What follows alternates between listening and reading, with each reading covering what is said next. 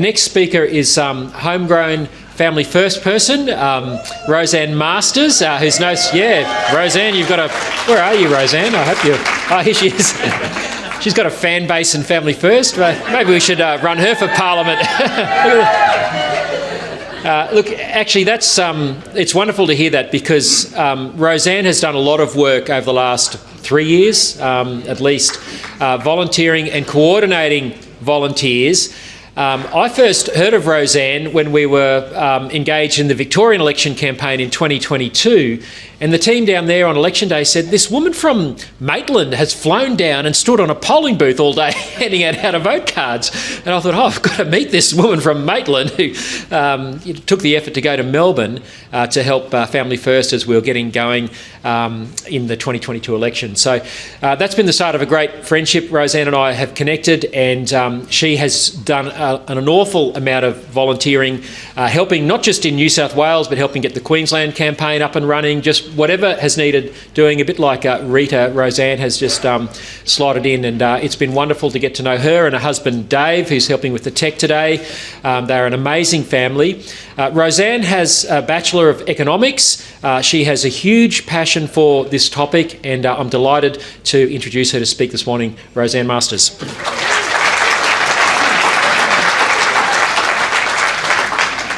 Thank you very much, Lyle. And I'd love to say to you that right now I've got the light and fluffy stuff, but I'm talking on abortion, so that's not going to happen, I'm sorry. And it was terrific to hear from Rachel as well, and this is a perfect segue, actually, into what I'm going to speak about today. So it is a great privilege to be here and addressing you on the topic of abortion. I don't think there's any other issue that has come anywhere close to the smothering of truth than this one. Even the very word abortion is smothered by all kinds of deceptive words. This has been happening now for so many decades that most people have formed their views based on ideological propaganda that does not hold up under even the slightest amount of scrutiny. And for the sake of my talk today, which is abortion as healthcare, I am most concerned about healthcare professionals who have also consumed this ideological propaganda because their thinking about abortion has the potential to convert many, many more pregnancies into abortions. Our abortion laws are so extreme, it should be a first order priority, I would say, when we cast a vote, and I would say that's especially so for Christians, as every single aspect of abortion is opposite of truth and opposite of the gospel of Jesus Christ. Under these laws, unborn babies are given no human value until they are born, and so women are allowed to legally abort them at any time of their pregnancy. If unborn babies die in any other tragic way, like a car crash or as a result of domestic violence, because of these laws in abortion, perpetrators cannot be charged with manslaughter for their deaths, only for causing bodily harm to their mothers. And if women themselves kill their unborn children, even late term, using any tools, any drugs, any way, there is actually no penalty for them whatsoever. That was written into the last laws, so you can see here, in New South Wales. I don't think that most Australians would believe that unborn babies have no human value until they're born, and yet this is the worldview that's being imposed on everybody. And now we have the government actually calling this healthcare. Just as we most recently saw during the vaccine mandates, government sanctioning for anything sends a very strong message. It completely legitimises it. Any previous reservations that women might have had or people might have had get completely disarmed. When a woman thinks she might be pregnant, one of the very first things she will do is go to her GP to confirm that she is pregnant, and then they'll begin a series of scans and tests. Her GP's biases about what sort of babies should live or shouldn't live, who they think should be a mother, shouldn't be a mother, and under what conditions, all presented as legitimate medical advice. Most women, and I'd say particularly first-time mothers, will be influenced by what they perceived to be sound advice from someone that they trust. Calling abortion healthcare also provides legislative power to force hospitals to submit to pro-abortion worldview, whether they agree with it or not. And this is actually the focus of the rest of my talk today, how abortion as healthcare changes hospitals. Under this ethos, abortion is now making its way into our hospitals. Sometimes it comes stealthily and sometimes it comes forcefully. Hospitals may think or be told abortion is just adding another healthcare service, but they are wrong. Bringing abortion into hospitals completely changes the ethos and environment, and the people most at risk are pregnant women. Previously, the vast majority of abortions have been done through private clinics and hospitals, so there has been a bit of a separation, physical separation, between medical facilities offering life and those specialising in death. Public hospitals had only been providing about 10% of all abortions, but that number is increasing. In the first instance, we have hospitals who aren't already providing abortion services coming under enormous pressure to start providing them. We've already seen the aggressive takeover of Calvary Hospital down in the ACT. And just a few months ago, you might remember the ABC did another hit piece, investigative journalism, on the martyr hospitals. According to their faith foundations, both of these hospitals have never offered abortion. And then we have public hospitals that have already been providing some services who are now under increasing pressure to expand their abortion offerings.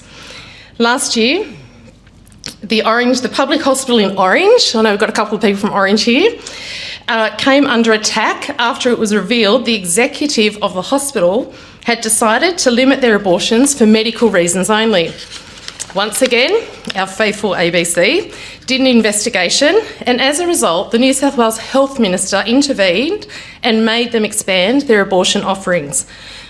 But of course, that wasn't enough for the activists. 15 doctors have been seeking the sacking of the Orange Hospital executive ever since.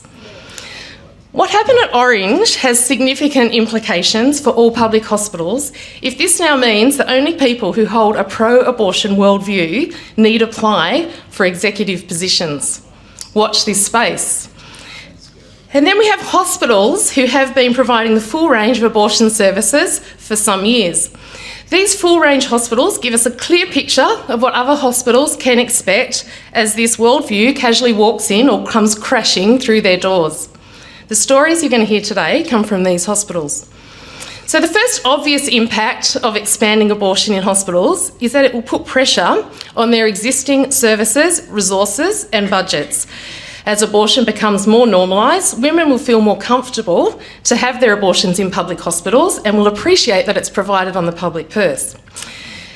This is certainly a significant concern and it will impact many people, especially people already struggling to get hospital attention that they need.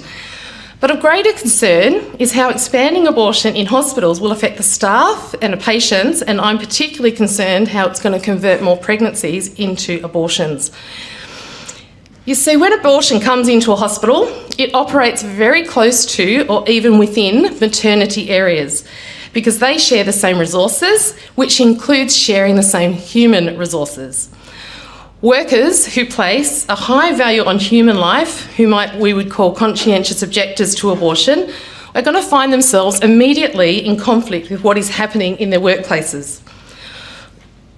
Okay. While they have the right to objection, they will still be called upon to care for women before their abortions, after their abortions, or they may also be called upon to participate if an emergency situation arises, whatever that looks like. It's not defined in our law, but they have to do it. The careers of conscientious objectors will become increasingly stunted as they do not offer the full range of services now expected by their profession and required by the hospitals. Consider this statement from the Australian Nurses and Midwife Federation, and the lady a little while ago made a comment about she's had to leave this organisation. This is two things they say regarding conscientious objection. Nurses, midwives and assistants should give sincere consideration to avoiding employment where they anticipate a situation of conscientious objection may frequently arise. And they also have a responsibility to inform employer before accepting employment positions where they believe they could frequently be involved in situations of conscientious objection. Obviously, as abortion expands, of course, there's going to be a need for these workers to exercise their right of conscientious objection more frequently. And so hospitals will naturally become more reluctant to employ workers who do not provide the full range of services that they now require. Having conscientious objectors will also mean that their colleagues will have to take on additional responsibilities, which I guess is going to be a source of discontent and disunity amongst the staff. But even if these workers are fortunate enough to secure employment maintaining their right to objection, they still have to navigate working in an increasing abortion environment hostile to their values. Other staff who do not have a conscientious objection will have to become very comfortable with participating in abortion. Like most people in society, they mistakenly believe that abortion is empowering women. How much they support abortion is probably in line with society, and I imagine there'd be varying degrees. Some might have no issue at all handing out pills for early term abortions, but maybe not feel so comfortable about doing later term abortions or surgical ones. Unfortunately for them, without the protection of being a conscientious objector, under this abortion is healthcare edict, there's no accommodation for them. As abortion increases, they will be expected to gradually fully submit. This is another part of that same statement from the Australian Nurses and Midwife Federation. Conscientious objection does not include declining to participate because of fear or personal convenience or preference. In layman's terms, there's no opt-out for them at all. Even if they're uncomfortable or just prefer not to, they have no choice. So I recently spoke to a midwife who'd been working in a large hospital in New South Wales for more than 30 years until she left. That was 3 years ago. This hospital had been providing the full range of abortion services for many years. They do many early term abortions, and she said maybe up to 3 late term abortions per week. Between the staff, abortions is classified as either medical abortions or maternal abortions. Medical are those they classify due to some anomaly with the baby or a complication with the pregnancy, and maternal ones are those done at the wishes of the mother for no medical reason at all. In recent years, she said she has insider knowledge, that they have been seeing more and more maternal abortions. This means they're done on completely healthy babies, and on rare occasions, she said they are rare, they have been done on babies beyond 30 weeks. These are maternal abortions. These particular abortions do cause great distress amongst the staff. So although they have no problem with performing many early abortions or even late abortions for what they consider medical ones, late term ones beyond 30 weeks on healthy babies, this disturbs them. They know this is wrong, and I'd say it's good to see that they have a conscience, but unfortunately for the babies, not enough of a conscience between all of these distressed people to actually put their tools down and stop. Knowing full well what they are doing is wrong, they're still willing to participate, even if it means obliterating what little conscience they have left. According to this midwife, late abortions at this hospital are started by a doctor injecting the baby's heart with potassium chloride to bring on a heart attack and the death of the baby. His job's done. He hands the woman over to the midwives. They're now tasked to finish the job, go through the full labour and delivery process, while he gets back to other maternity duties. After the midwives deliver the dead baby, they too resume their other maternity duties.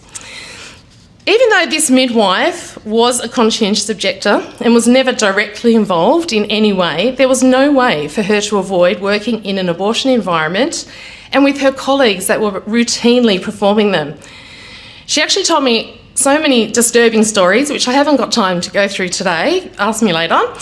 It all painted a picture of a very disturbing, very stressful and murky workplace. She explained how the changes had crept up in a subtle and incremental way that often caught her off guard.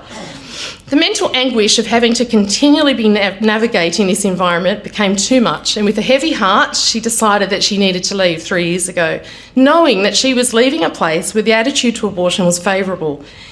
She did not know any other worker with a conscientious objection. Let that sink in. A New South Wales large public hospital, which has been offering abortions for many years, has no conscientious workers there, or not that this midwife knew, and she was there, I think, 15 years, and she left 3 years ago. So that means all the advice and care given to pregnant women going to that hospital is coming from people actively participating in abortion. By the time she left, she described being completely and utterly mentally spent. Certainly, I think the price being paid by workers who are conscientious objectors, like this midwife, is a very heavy price, especially if it costs them their much-loved careers. But I can't help but feel the price being paid by workers who are not conscientious objectors is even greater. Having their hearts hardened by the routineness of killing babies and participating in what they know is not right, surely is a heavy price. How many babies would a brand new doctor or a graduate nurse or midwife have to kill before it feels completely normal, completely routine? Well, I dread to think about how their abortion work might manifest itself in other parts of their lives. I'm actually far more concerned about how it manifests in the care that they're offering to their other patients, that is, the other pregnant women they're responsible for. You see, abortion and pregnancy care are as incompatible as any two things could be and always have been. Just like palliative care and euthanasia, pregnancy care and abortion have a very direct, competing relationship. They do not operate in isolation of one another, quite the opposite. So to put these two services together, as if they don't impact one another, is to pretend that maternity workers can hold two completely opposing worldviews about the value of life simultaneously. That is, they can hold a high value of life when they're providing pregnancy care, and then turn around and hold such a low value of life or no value of life when they're killing babies through abortion. As if they can just switch these things on and off as required. Can anybody do that? Can they do that? Let's consider this question by examining two things: the advice and care coming from abortion hospitals. Firstly, let's look at the advice. Okay, so this is the John Hunter Hospital in Newcastle. They have a service called EPAS. You can read the description there. So EPAS is Early Pregnancy Assessment Service. It's an outpatient service that cares for clients who experience problems in pregnancy up to 18 weeks, and it also provides support and management to clients who request a termination of pregnancy.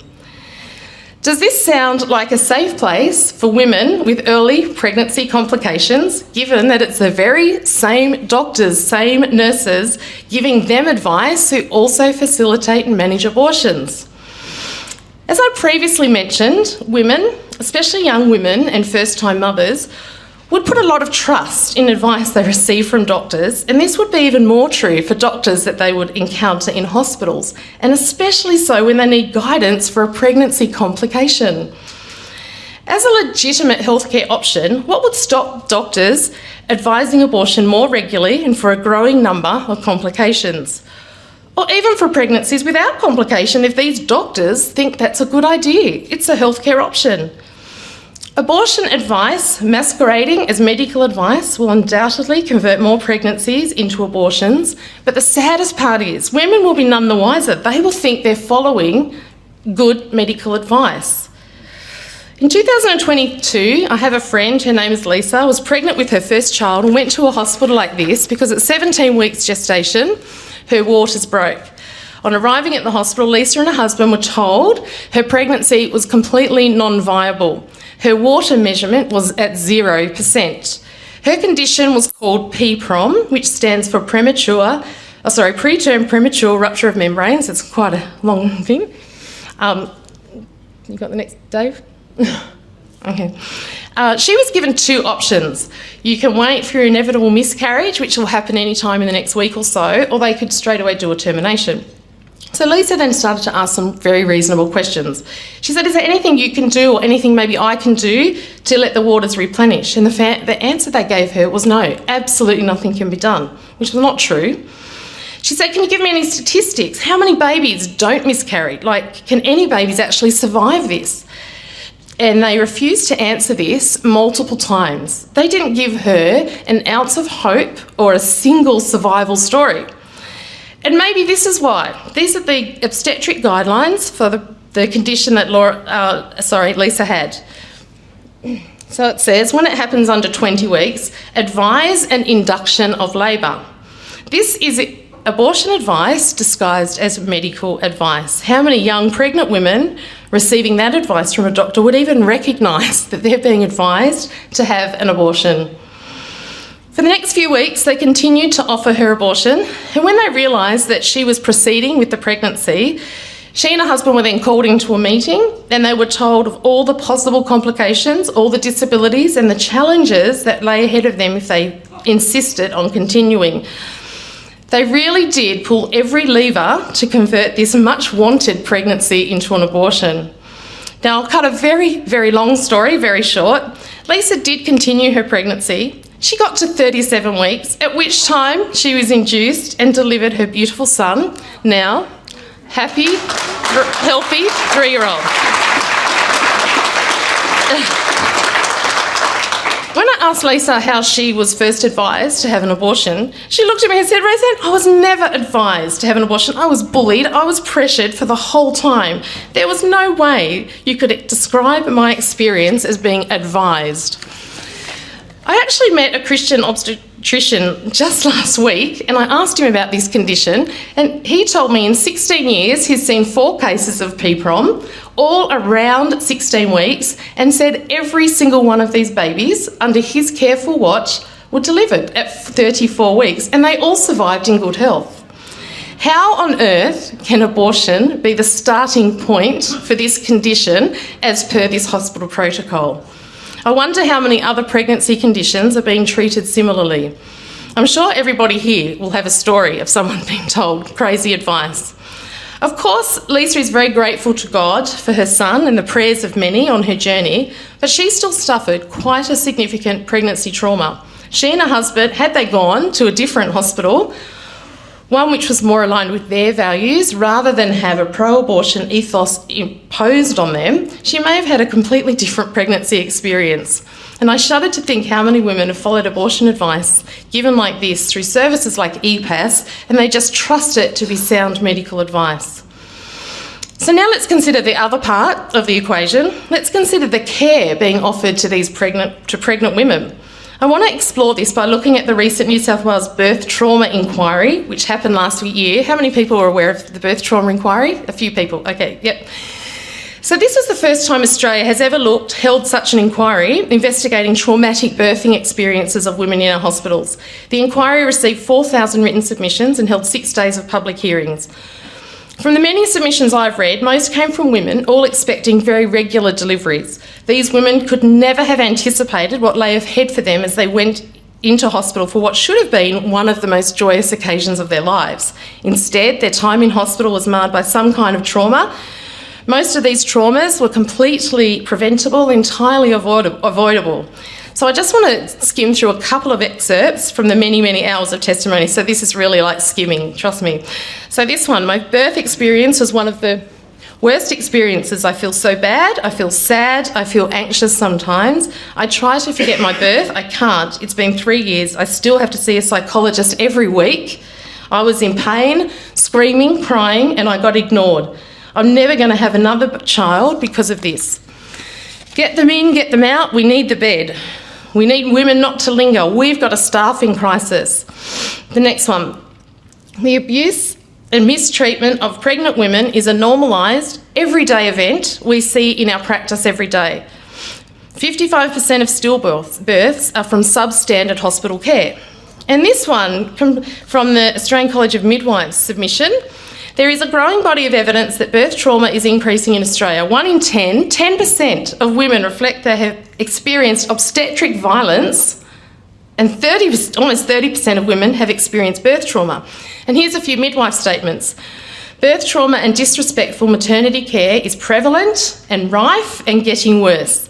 Obstetric violence is frighteningly commonplace. It was horrifying to witness how quickly the doctor moved and pulled the baby out. The woman was traumatised and refused to speak for 2 days. And we know that women who have experienced birth trauma subsequently have a higher rate of termination of pregnancy. Okay, so that's all I'm going to read, but honestly there's so much detail in these women's stories, it's incredible. Clearly maternity care in Australia is not where it needs to be. Now, I'm not suggesting that all birth traumas are directly attributable to abortion, but I do think there's some aspects worth considering which this inquiry did not explore whatsoever. One thing that repeatedly came up in many of the testimonies was the stressful working conditions which led to regular staff shortages and high attrition rates. For many reasons were put forward to explain this discontent, but there was no examination at all of how the changing work environment might be negatively affecting their attrition rates. Do they really think that midwives with a high view of life would actually enjoy having their consciences assaulted every day by having to navigate an increasing abortion environment? Or that other workers who are expected to participate, even if they don't want to, would enjoy working under that kind of pressure? The second aspect, which was also not considered at all, was how abortion might be affecting the level of care being offered. Surely most people would agree that the best level of care for pregnant women coming to hospitals for their impending deliveries would be from care that comes from staff who hold a consistently high view of life. Healthcare workers who hold pregnancy in the highest regard and put such a high value on the life of unborn babies and their mothers that they cannot be anywhere near abortion. And yet, when hospitals expand their abortion offerings, it's these people who are being forced to leave, the very ones that I'm sure most pregnant women would want to have caring for them. Surely this was relevant to a birth inquiry investigating declining standards of care, especially as these traumas are increasing at the same time that abortion has been expanding its reach. Are we supposed to think this is purely coincidental? I think it's worth noting that women who experience birth traumas are increasingly likely to have abortions for their subsequent pregnancies. And while I do have great empathy for all these women who have experienced pregnancy and birth traumas, I know that many of them still support abortion. They do not realise that being pro-choice completely undermines pregnancy. They need to pick a side. What do you want? Do you want quality pregnancy care or do you want full abortion rights? You simply cannot have both because hospitals cannot offer both. The fact that conscientious objectors are being pushed out completely proves this point. Their values, their high view of life and their high view of pregnancy, they're not welcome anywhere where there is abortion. So my conclusion, if more hospitals fall to this ethos, many more pregnancies will be converted to abortions as unsuspecting women walk straight into its clutches. Abortion coercion from other sources, maybe even abusive partners, may be completely dwarfed by the abortion coercion which masquerades itself as legitimate medical advice delivered to them from hospital workers who know no better with kind words and genuine compassion. Many of these workers have consumed false narratives for decades, and so they do not really think, they actually think it's a good option for pregnancies, and they have no reason not to trust the robustness of hospital protocols and guidelines. But as is always the case, it's the unborn babies who are the biggest losers once again. And this is where decades of pro-choice legislation lands. No choice for hospitals, no choice for healthcare workers and no choice for pregnant women. Everyone being forced to submit to an abortion worldview, whether they agree with it or not, which can all be traced back to unjust laws which says unborn babies have no human value until they're born.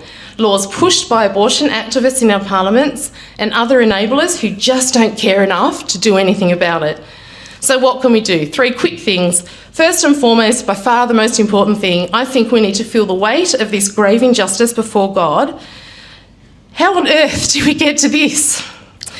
Secondly, we need to inform ourselves and engage others. Just like everyone else, we've also consumed abortion propaganda for years, and we're likely to have our own blind spots. I know that when I started this, I certainly did. If we want to see change, we need more people to understand this and have their hearts convicted over this issue. I have provided some information in your bags with the starting point. I'd encourage you to check them out and share them. And lastly, we desperately need to get some truth tellers into our parliament. We are very blessed to live in a democracy, and that means all of this can be turned around if we clean out the parliaments of the radicals and elect some truth tellers and pro-life champions, many of whom are sitting in this room just waiting to get into parliaments across Australia. But we need more. We need more people to join us to stand as candidates who are keen to see the human rights of unborn babies restored in our laws. This task is just too big for a few. And as I close, can I encourage everyone here, in the meantime, to consider how you can protect pregnant women around you. As abortion forces its way into more hospitals, they are vulnerable, more vulnerable than ever before, and most of them have absolutely no idea. Not only vulnerable to abortion masquerading as healthcare, but also to increasing levels of birth trauma. Thank you for listening to me today, and God bless you all. Thank you.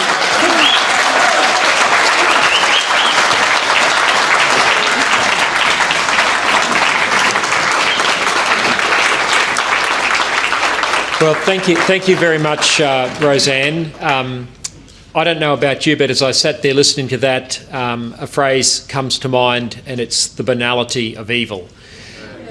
Because when you see what's on the health department websites, it's just banal, yet it's horrific in what it's doing. And I think Roseanne's demonstrated that very, very powerfully today. You can see the passion, and we're very grateful for that talk. Kevin Rudd.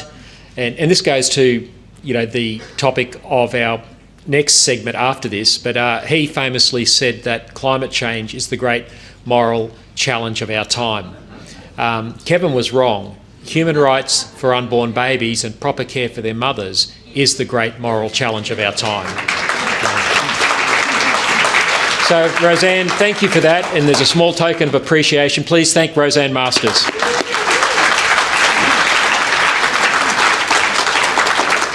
All right, we are moving at rapid pace here today. We're shifting gears.